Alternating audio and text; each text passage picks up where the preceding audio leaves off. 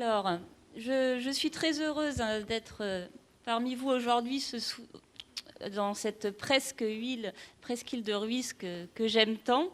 Et je tenais à remercier Sensation Bretagne pour son accueil. Mais ce n'est pas en tant que touriste que je suis là aujourd'hui devant vous, mais en tant que juriste. Et il me revient donc la lourde tâche de vous présenter d'un point de vue juridique les impacts de la loi NOTRe sur l'organisation territoriale du tourisme en France. Alors, ces impacts, je vais vous les présenter de deux points de vue. D'abord, du point de vue des compétences, et puis, ce qui vous intéresse à titre principal, du point de vue de l'organisation des offices de tourisme. Alors, pourquoi démarrer par les compétences ? Il convient d'avoir à l'esprit qu'à la différence des personnes privées, les personnes publiques, les collectivités territoriales, mais également leurs offices de tourisme, ne sont pas libres d'agir comme bon leur semble. Pour agir, ils doivent disposer de compétences, ils doivent disposer d'un titre à agir, en matière de tourisme comme ailleurs. Alors, à cet égard, la loi NOTRe n'innove pas, on va dire qu'elle s'inscrit dans la continuité des textes précédents. Il n'existe pas, dans le Code du tourisme, de définition précise et exhaustive des compétences tourisme. Et donc, il n'y a pas un bloc tourisme clairement identifié, ni pour les communes, ni pour les départements, ni pour les régions. C'est donc dans différents textes qu'il convient de puiser pour savoir quels sont les fondements juridiques des compétences tourisme. Pour les communes, eh bien, il peut s'agir de la clause générale de compétences ou bien de certains articles du Code du tourisme. Les activités en matière de tourisme sont donc très diverses et peuvent être directement liées au tourisme ou bien indirectement liées au tourisme. Alors, malgré cette absence de définition donc, d'un bloc tourisme clairement identifié, il y a tout de même une compétence qui est explicitement détaillée dans le Code du tourisme. C'est ce qu'on appelle la compétence office de tourisme. Sur ce point, eh bien, le Code du tourisme précise que tout office de tourisme doit disposer de 3 compétences obligatoires que vous connaissez bien, l'accueil et l'information, la promotion et puis la compétence coordination, qu'on a parfois moins à l'esprit, mais qui figure en toutes lettres dans le Code. Donc, quel que soit le territoire d'un office de tourisme, qu'il soit communal, intercommunal ou intercommunautaire, devra disposer de ces 3 compétences obligatoires en vertu de la loi. Et par ailleurs, eh bien, les offices de tourisme peuvent être dotés de compétences supplémentaires, au-delà de ces 3 compétences obligatoires. Donc, de ce point de vue, la loi NOTRe ne modifie rien. Les offices de tourisme continueront à disposer de ces 3 compétences obligatoires. Là où la loi NOTRe innove d'un point de vue formel, c'est qu'elle introduit une nouvelle compétence au profit des intercommunalités qui s'appelle donc la compétence promotion du tourisme, dont la création d'offices de tourisme. Alors, il s'agit là d'une nouvelle compétence obligatoire pour les offices de tourisme. Sa formulation alambiquée a pu susciter des interrogations. Alors, pourquoi est-ce que je parle de formulation alambiquée ? Puisque, comme je viens de vous l'expliquer à l'instant, en principe, tout office de tourisme est doté de la compétence promotion, et donc il peut paraître un peu bizarre d'englober les offices de tourisme dans une nouvelle compétence promotion. Alors, face à cette formulation, plusieurs interprétations ont été jusqu'à présent proposées. La première, qu'on peut qualifier d'audacieuse ou bien plutôt de curieuse, ce qui est mon point de vue, vise à considérer que cette compétence nouvelle des intercommunalités ne comprendrait que la promotion du tourisme et que donc il reviendrait aux communes de décider si oui ou non elles souhaitent transférer à l'intercommunalité la compétence accueil et information des touristes et la compétence coordination. À mon sens, cette première interprétation méconnaît le Code du tourisme en ce qu'il prévoit que tout office du tourisme détient 3 compétences obligatoires. Dès lors que les intercommunalités sont désormais compétentes pour créer un office de tourisme, je considère que ce sont ces 3 compétences obligatoires qui ont été intégrées dans le bloc des compétences obligatoires des intercommunalités. Cette interprétation s'inscrit dans les travaux préparatoires de la loi. Telle était la volonté du législateur qui a souhaité que les intercommunalités puissent désormais créer des offices de tourisme. En cas de contentieux, si à l'avenir le juge était saisi, il faut savoir qu'il prendrait en compte la volonté du législateur pour interpréter cette compétence. On peut donc considérer que la compétence promotion du tourisme, dont la création d'offices de tourisme, du point de vue de son contenu, doit être assimilée à la compétence office de tourisme qu'on connaît déjà bien.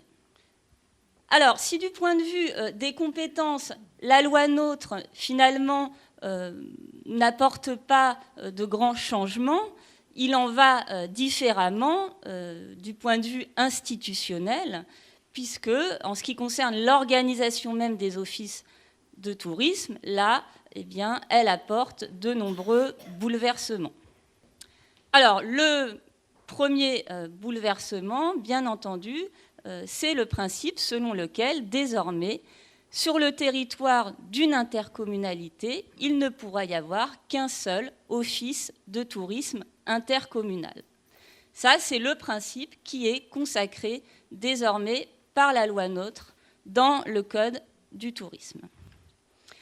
En effet, la loi NOTRe a inscrit dans le bloc des compétences obligatoires de toutes les intercommunalités, quelle que soit la catégorie, la compétence obligatoire promotion du tourisme, dont la création d'offices de tourisme. Ce transfert, vous le savez, il doit être effectif à compter du 1er janvier 2017. Sachez que la loi NOTRe a prévu, en cas de inaction des intercommunalités pour modifier leur statut, que le préfet pourrait se substituer, que le préfet devrait se substituer dans les 6 mois qui suivront le 1er janvier et modifier d'office les statuts si la modification n'était pas intervenue. Alors, le fait que les intercommunalités soient désormais dotées de cette compétence obligatoire, en vertu du principe d'exclusivité, implique le dessaisissement des communes. En effet, l'intercommunalité impose qu'une même compétence ne puisse pas être exercée à la fois au niveau des communes et au niveau de l'intercommunalité. Le principe, on verra qu'il y a des dérogations, mais le principe est donc que désormais, les communes ne sont plus libres de créer un office de tourisme. Et ce dessaisissement des communes, il a une autre implication importante, puisqu'il conduit à la disparition des offices de tourisme existants. En effet, ces offices n'ont plus de fondement juridique, puisqu'ils ont été créés par des communes qui, désormais, ne sont plus compétentes. Alors, la loi NOTRe a tout de même a réservé un sort particulier aux offices de tourisme existant sur le territoire des stations classées et des communes touristiques, des communautés d'agglomération et des communautés de communes.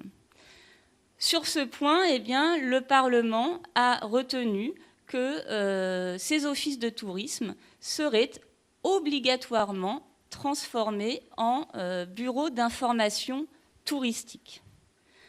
Donc là, pas de marge de manœuvre, c'est prévu par la loi NOTRe, cette transformation sera obligatoire. Une exception a tout de même été prévue dès lors que l'un de ces offices deviendrait le siège du nouvel office de tourisme intercommunal. Enfin, dernière innovation de la loi NOTRe, c'est le fait que désormais la création d'un office de tourisme intercommunautaire sera facilitée. Désormais, plusieurs intercommunalités pourront décider, par le biais de délibérations concordantes, eh bien, de créer un office de tourisme à l'échelle intercommunautaire. Alors là, il s'agit d'une simplification et d'une clarification du droit.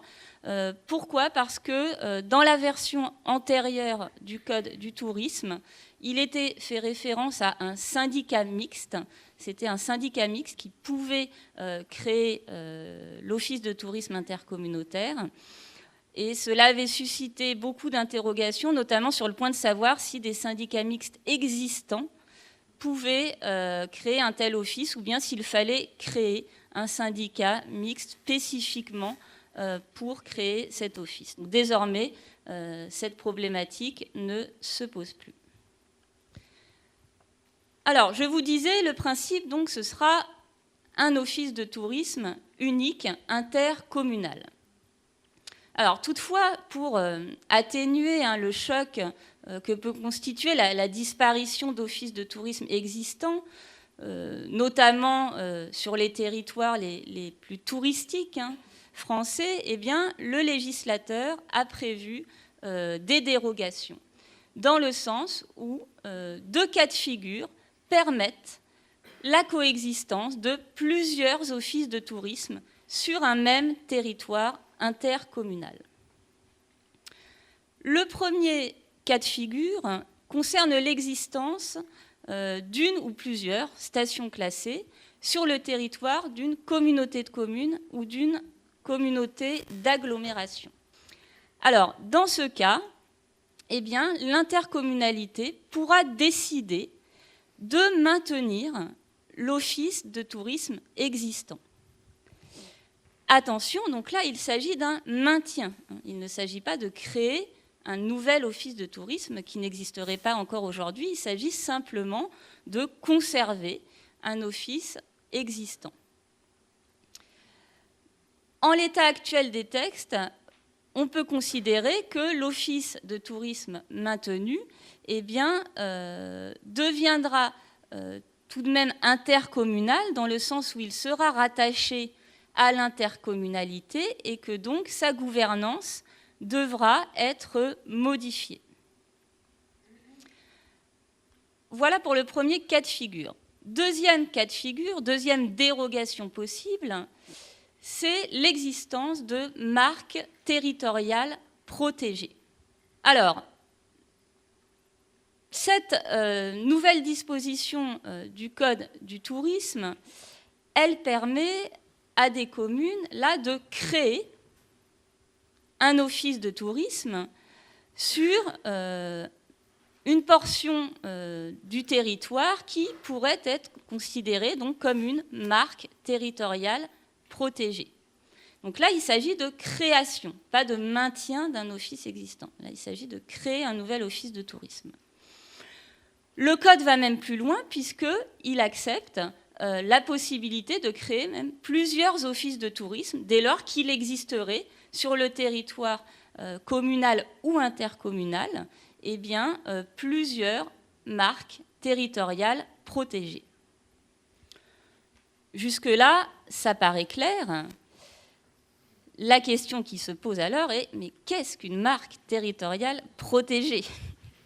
Et là, c'est nettement moins clair. Alors, deux interprétations sont possibles par rapport à cette notion de marque territoriale protégée. La première consiste à considérer que cette notion doit être entendue au sens du droit de la propriété intellectuelle et que donc un tel site ne pourrait exister que dès lors qu'il aurait été déclaré auprès de l'INPI. Une deuxième interprétation consiste à considérer que cette notion de marque territoriale protégée est autonome du droit de la propriété intellectuelle et propre au droit du tourisme, au code du tourisme. C'est l'interprétation que je privilégie dès lors que le code du tourisme ne se réfère pas explicitement au code de la propriété intellectuelle. Il existe en effet en droit un principe qui s'appelle le principe de l'indépendance des législations. Chaque législation est indépendante, donc le code du tourisme est indépendant du code de la propriété intellectuelle, et donc s'il n'est pas fait référence explicitement au code de la propriété intellectuelle, eh bien, on doit considérer que la notion de marque territoriale protégée est autonome, qu'il n'y aurait donc pas cette obligation d'aller déclarer le site auprès de l'INPI. Alors, si l'on retient cette seconde interprétation, cela ne nous éclaire pas pour autant sur ce qu'il faut entendre par cette notion. Alors, si je reviens sur le texte exact du Code du tourisme, que dit le Code ? Il parle donc de marques territoriales protégées distinctes par leur situation, leur appellation ou leur mode de gestion. Ce qui est clair dans cette formulation, c'est que ces critères sont alternatifs.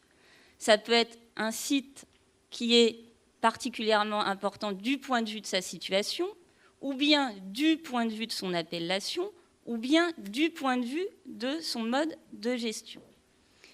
Après, concrètement, à quoi est-ce que cela pourrait renvoyer ? Eh bien, tout aussi bien, pourquoi pas, à l'existence d'un parc naturel régional, ou bien, strictement lié au tourisme, à l'existence d'une commune touristique ou d'une station classée, qui sont des labels qui semblent entrer dans cette notion de marque territoriale protégée. Alors, pour le moment, plusieurs questions écrites ont été posées au gouvernement, qui a été également sollicité par d'autres biais. Nous sommes en attente de précisions sur ce point.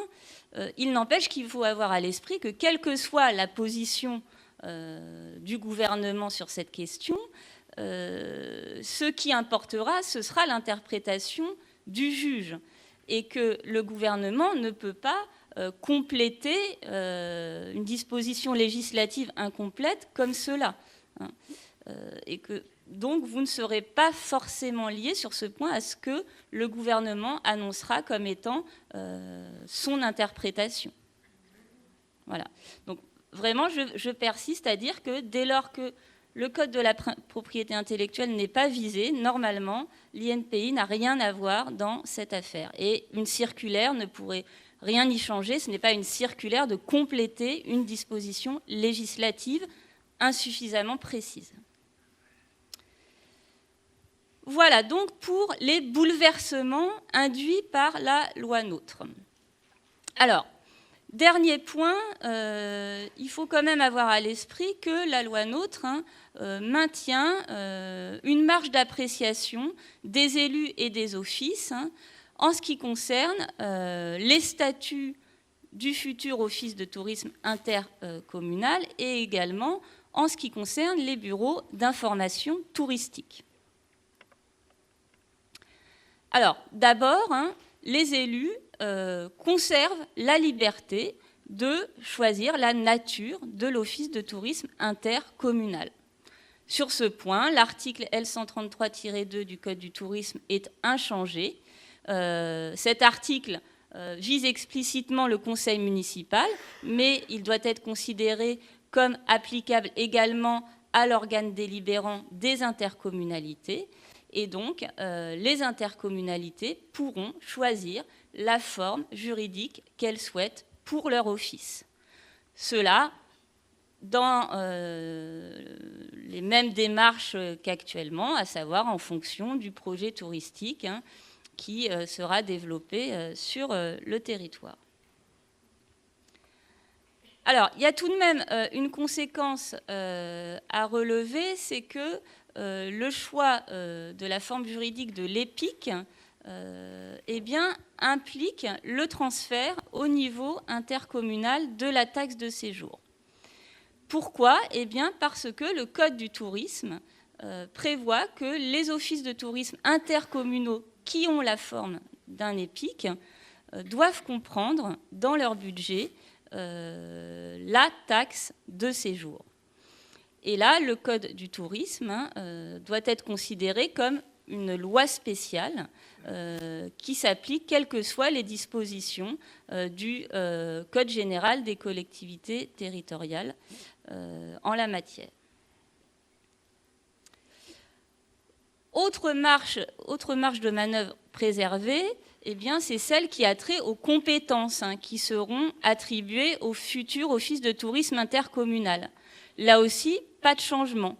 Il faut distinguer les compétences obligatoires, dont je vous ai parlé tout à l'heure, information et accueil, promotion et puis coordination. Et pour le reste, les élus demeurent libres de confier à l'office les compétences qui leur semblent essentielles. Enfin, en ce qui concerne les bureaux d'information touristique, alors je vous ai expliqué qu'il y avait une obligation pour les offices des communes touristiques et des stations classées, mais en plus de ces bureaux d'information touristique, rien n'empêchera le futur office de tourisme intercommunal de créer des bureaux d'information supplémentaires, soit en transformant des offices de tourisme déjà existants, mais pas situés sur une commune touristique ou une station classée, soit en créant de nouveaux bureaux d'information touristique. Là aussi, le Code du tourisme demeure inchangé, c'est-à-dire qu'il y a toujours une disposition qui permet à tout office de tourisme de créer des bureaux d'information. Ces bureaux, comme avant l'adoption de la loi NOTRe, pourront être créés soit de façon temporaire, soit de façon pérenne. J'attire enfin votre attention sur le fait que le Code du tourisme laisse une large marge d'appréciation quant à la définition des missions qui seront confiées au bureau d'information touristique. L'article L133-3-1 est formulé de la façon suivante. Donc, l'office de tourisme peut implanter un ou plusieurs bureaux permanents ou non permanents chargés notamment de l'information touristique. Ce petit notamment est important puisqu'il sous-entend que d'autres types de missions peuvent être confiées au bureau d'information touristique et pas uniquement l'information touristique. Donc là, vraiment, il y a de la marge de manœuvre sur ce point. Sur les bureaux d'information touristique, ce qui convient d'avoir à l'esprit, c'est qu'ils n'ont pas d'existence juridique. Seul existe d'un point de vue juridique l'office de tourisme. Et donc là, la démarche, elle est la suivante. Vous avez un office de tourisme intercommunal qui va opérer ce qu'on peut appeler une sorte de déconcentration, c'est-à-dire que juridiquement, il est seul à exister, mais il va créer ses antennes sur le territoire.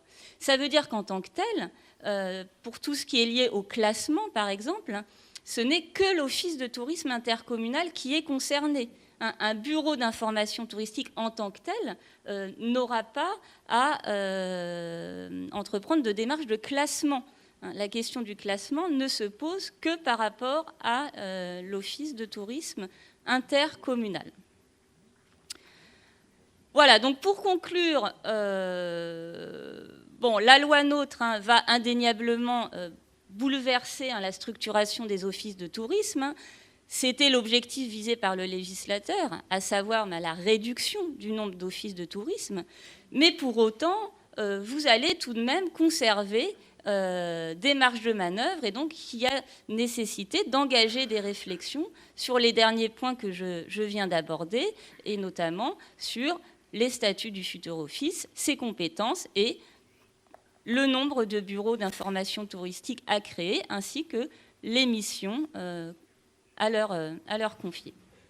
Je vous remercie pour votre attention.